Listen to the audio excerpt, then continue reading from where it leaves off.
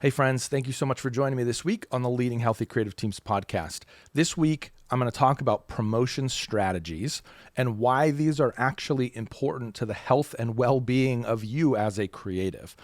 But this is also going to function as a setup episode for next week. I had a great conversation with Dennis and Micah from Real Life Church in Las Cruces, New Mexico. Dennis posted something a while back about really a promotional tiered approach to ministry. It was incredible. It was far deeper than I've seen anyone go in terms of the way to structure your promotional schedule. Because of that, I reached out and I said, Dennis, we got to talk. Can we unpack this? And the conversation that unfolded with Dennis and Micah was fantastic. I'm very excited for you to hear it. I actually think this has the potential to be incredibly transformational for your church in terms of the way that you view the role of a promotional schedule. But it also does something else, and this is why I'm not releasing that episode this week. I wanted to give it a little bit of a preface. For the creative that's struggling to be heard by leadership, you keep presenting these ideas, you keep presenting new strategies, new creative approaches to communicate, new strategies for communication, and you just keep getting told no. You're going to realize why you're being told no next week. The reason I say that is because Dennis and Micah do an incredible job of really unpacking how deeply cultural these types of problems are. So the promotional calendar, or really the promotional strategy that they put forward, is a culture tool.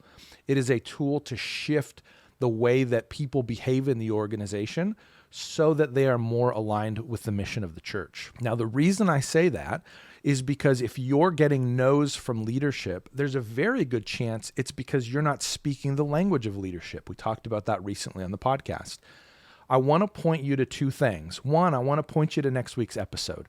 It's going to help you begin to understand why calm initiatives are often rejected by leadership, because they're overreaching, often unintentionally, but they're overreaching and they're really culture-shifting tools. That's not your role as a communications leader. Now, you may see that there is a need for those changes, absolutely. But when you present a solution to a problem and it creates 5 more problems, you're going to get a no, because leadership's going to see the consequences of those changes and of those initiatives. I also want to use this as an opportunity to point you to the creative leadership cohort that I'm launching. This is exactly the reason why I've built it.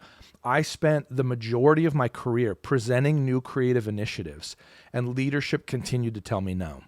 It wasn't until I made this shift to thinking like a leader, understanding the language of leadership, not even necessarily managing people. This is not a people management conversation. This is, you need to understand the language of the people that you're working with. In the case of the church, you're going to be presenting your ideas to leadership. Leadership will always trump the authority of the creatives on the team. It always should.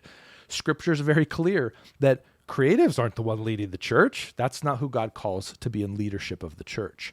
So if you have any hope of being heard as a creative, because I do think there's value in what creatives bring to the organization, but if you have any hope at all of being heard and helping the church leverage the horsepower of creativity, you're going to have to make the transition into thinking like a leader.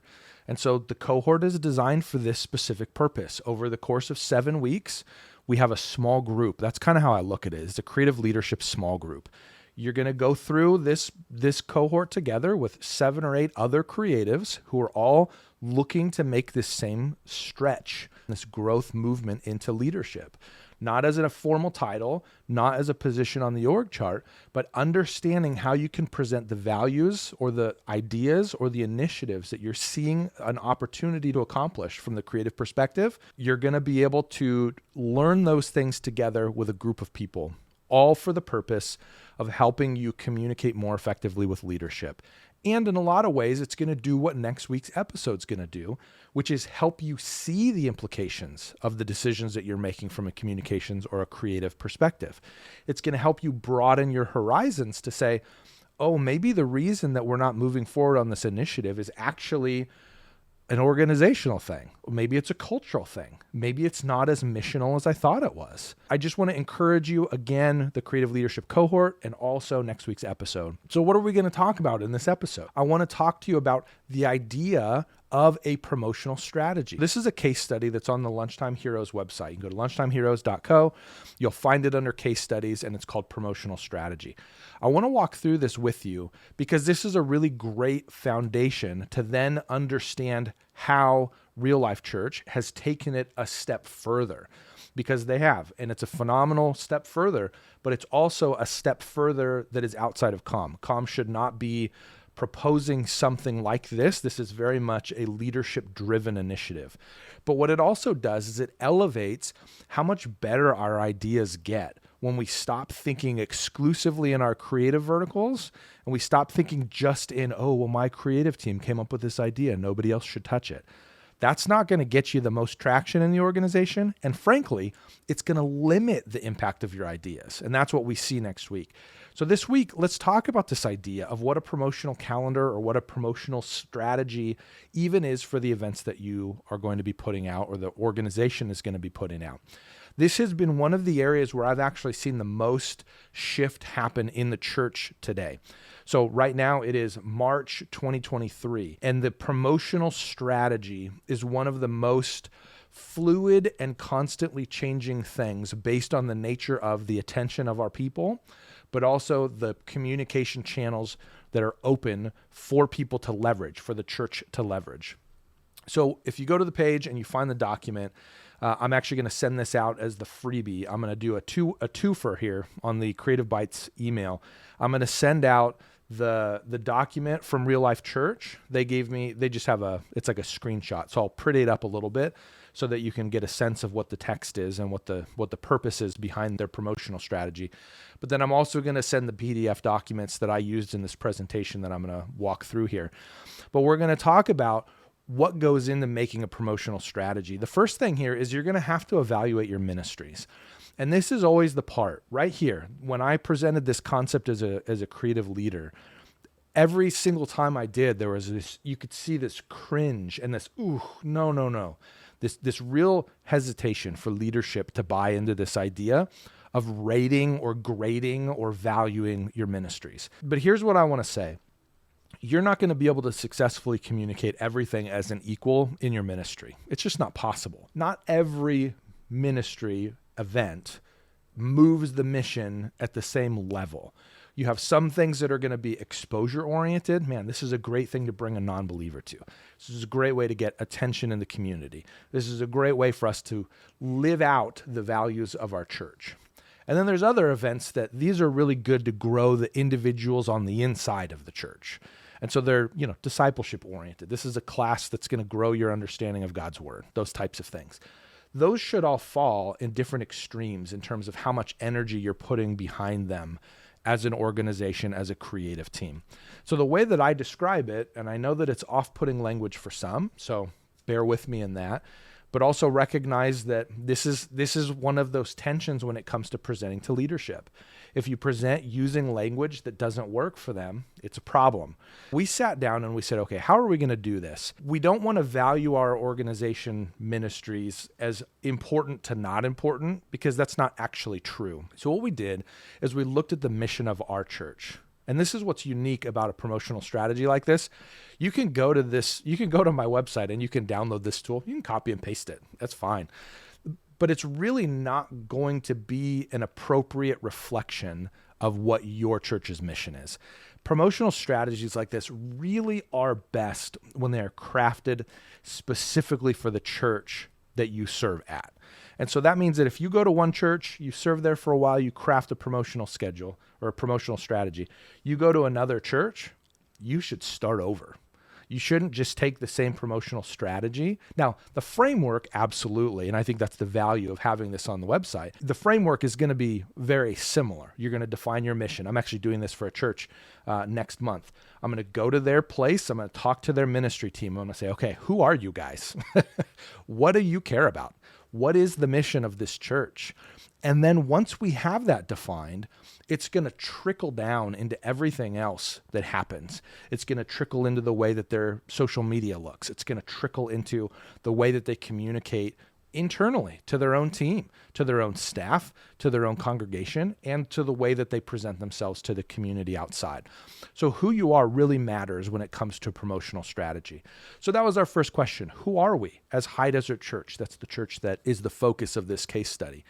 Okay, we are a church that believes very much in this thing called oikos. Basically what it is, the mission statement of the church, preparing every generation to change their worlds for Christ. So the job of High Desert Church is to prepare everyone, every generation, young, medium-aged, and old, everywhere on that spectrum of age. We want to prepare you to change your world for Christ. What does your world mean? Your world means the people that God has put in your life. The term oikos is 8 to 15 people. That's kind of the language that we use. It's the people that God has supernaturally and strategically placed in your sphere of influence. That's the language that we would use all the time. So what does that mean? That means think about the people that are in your life that God has put you in relationship with. It could be the people that you're in school with. It could be the people that you work alongside. It could be the people that you live in the neighborhood of. It's your neighbor on each side. So it's not a transactional relationship necessarily, but it's those people that you go beyond that with. The way I always explain it is, let's say that I'm here, sitting here, you're listening to this podcast, you're watching this episode on YouTube. I'm sitting here and I'm telling you, look, man, I'm just saying you should buy a Toyota pickup truck. Okay, you don't know me beyond this interaction that we're having, which is really, I'm going to say something and then you can reply in the comments. Like that's the level of connectedness that we have. You can take my word for it if you want, if I've somehow managed to build enough trust with you. But the reality is if you have a friend in your oikos, in your circle of friends or circle of close relationships, and they have experience with vehicles, they're a mechanic, or maybe they're a shade tree mechanic, but they know cars. You trust their opinion more than your own and more than mine. If they say, I actually think you should buy a Ford truck, I mean, you're probably going to rely on their advice more than my advice. The other thing is they're going to watch what you do. They're going to see what it looks like for you to behave with regards to the cars that you have. So if you have a certain car and you're complaining about it all the time, I've had some friends over the years who have been, they work on their cars. They know their cars better than anything. But then I hear them complain about a certain brand of car that they always have trouble with. Okay, note to self, I'm going to not do that because that's the brand that they have the most problems with. That's the idea of the influence that comes through an oikocentric relationship, through somebody that's very close to you in proximity. You have the ability to influence them. Okay, so that sets the stage.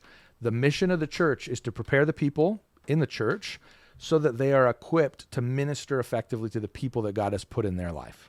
That's the whole premise. That's what High Desert Church is all about. So then what we did is we took that principle and those realities and we said, okay, knowing that this is the mission of the church, what exactly are we trying to accomplish when it comes to the events that we promote? How do we categorize what things we should promote at a high level? You'll see that on this chart here, a high level, a medium level, and a low level. The high level, these are going to be what we call oikocentric tools. These are events or programs that are particularly geared toward other people inviting their friends, their family, their oikos, to this event. So sometimes we would have what I would call attractional events. These are events that are specifically designed to be compatible to an invitation. That's what we're trying to do here, is we're trying to invite people to the church through an event or a program like this. So what we did is we went through and we identified what are the communication channels that someone would leverage if their event fell into this category, and then what are the events that we could see fit as this type of an event. We also created a tagline to make it a little bit easier for us to understand what event fell into each category. So a high oikocentric tool, the tagline here, or the phrase that we would say, I can use this to invite my oikos. This is an event that would give me the opportunity to extend an invitation to somebody outside the church. That's what defines it. In terms of a medium tool, we've labeled those as growth tools. This helps me grow into a more effective world changer. Again, I'm referencing the language that was used often at High Desert Church. So this event, it's not something I would invite somebody to, But it is very important because it helps me grow into becoming more effective as a world changer. The last category here we would consider to be low promotion. This is just HDC information. This is stuff that's good for the internal body to understand and have awareness of. Examples here, these are study trips. We're not going to do a huge promotion because it's a very high barrier to entry. And also we can only handle a few people signing up. So that would be in the, it's good for HDC to know that this is something that happens. Moving to the medium tools here. You would get an announcement. You get printed in the bulletin. We called it the program. You'd get a social media plan. You get a video in some cases, depending on the nature of what it is that we're asking for in terms of the opportunity itself. You're going to get a website, not a full-on website, but like a page on our website. You're going to get Info Hub information. This was a single destination that we had created called the Info Hub. It's called something different now, but the idea was this is where everything can be located for those who are a part of what we're doing as an organization. And then the types of events, we had some educational tools or some educational classes here. They lived in these are really good growth tools for our congregation. That's what this category existed to encompass. You also had things like membership. You also had serve opportunities. You had a parenting conference, things like that we viewed to be growth-oriented tools. And then the high promotion, you can see that the level of communication increased with each of these different tiers. An independent stuff piece. The mandate here was that it was an invite piece. We created a template that was perforated. And so you don't just get one card, you actually get two. And the idea is you tear it off and you give it to somebody that you're connected to, someone in your oikos. We were prompting missional movement and missional behavior in the way that we designed the pieces that were going to be sent out. That's what we were trying to do. We're trying to remind the congregation, not just that it fell on this tier of our promotional strategy, but it was meant to be leveraged this way alongside the mission of the organization. And you see the other things that were included there. You could see that there is more. You get more each time you move up in a tier. So what's the value of something like this? At the end of the day, the value of this is that it helps everyone know what to expect. Something that I'm seeing today that I think is a really smart movement is when you get categorized as the tier of event that you are, a low, a medium, or a high in the case of this case study, you're also going to get a list of the things that that encompasses. And you can see that that's included here in a way in terms of communication channels. I'm seeing churches go a step further, though, and actually say you're getting a social media post, or you're getting 3 posts, or you're getting, 1 post on Instagram, 3 reels, and a YouTube short. They're really pushing the specifics of what you're getting so that ministry leaders are not left in the dark. One of the areas of tension that creeps in churches often is a ministry leader comes to the creatives and says, we need to promote this. And then it becomes very abstract very quickly. What is the comm team going to come up with? What is the solution? Is it going to be enough? Am I going to feel like it's enough? What happens if they deliver, but they deliver less than I think they should?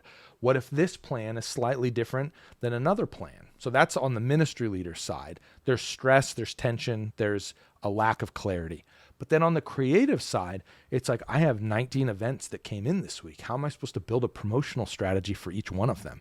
It's just too much. I don't have time to do this. Also, we have to execute on all these things.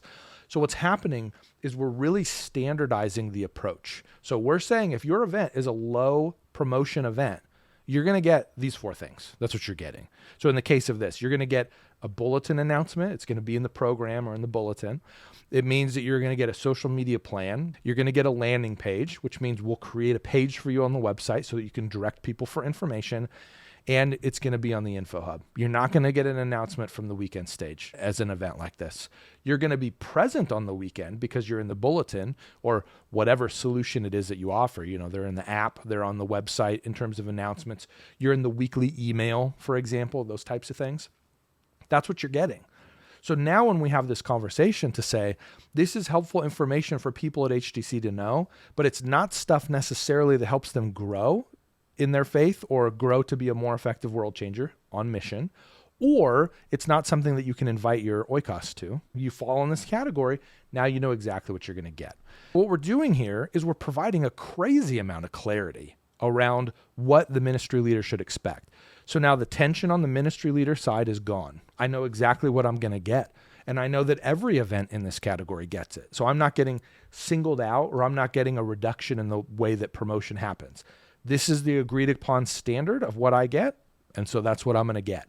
And then on the comm leader side, I don't have to create a custom comm plan for every single event that ever comes. Everything is clear. On the ministry leader side, I know what I'm getting. On the communications leader side, I know what I'm doing. So now we can just skip the negotiations altogether. Two things happen when we remove negotiation from the table. The comm leaders don't feel like they're a constant disappointment, and the ministry leaders don't feel like they're constantly getting shortchanged by creative leaders who don't know what they're doing. As you're thinking through this idea of, do we need a promotional schedule or a promotional calendar? My contention is absolutely you do, because it gives so much clarity, specifically in the areas where tension lives. Now, what should it look like? This is an example, as what you could see at the Lunchtime Heroes page in the case study. You can see an example of what that might look like.